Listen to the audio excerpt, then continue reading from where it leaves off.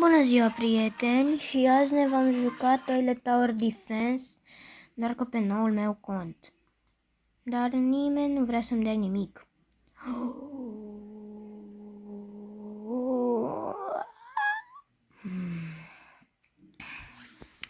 Numele meu este Bosandu. Stați puțin că vi-l arăt.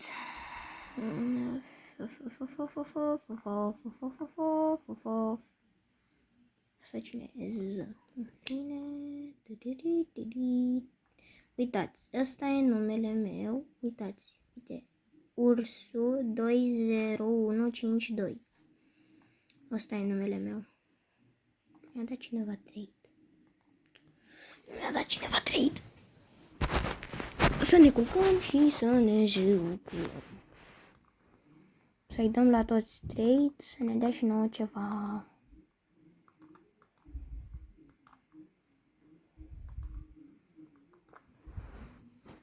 Unde-i?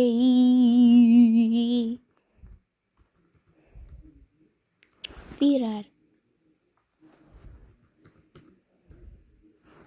Bă, da, tu scrii? Sau peste 2 ani? Hai, nu, bă. Bă, serios, pe gratis? Mă glumești? E, pipi. Știam eu că nu. Asta era mai mult un videoclip. Acum, unde vă cer să-mi trimiteți și voi ceva, vă rog pe asta.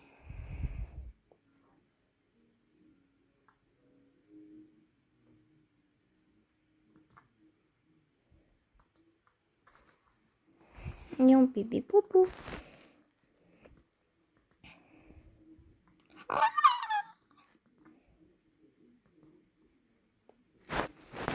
La revedere, prieteni. Să-mi dați și mie, vă rog, ceva o epică măcar. Dacă puteți, și legendar.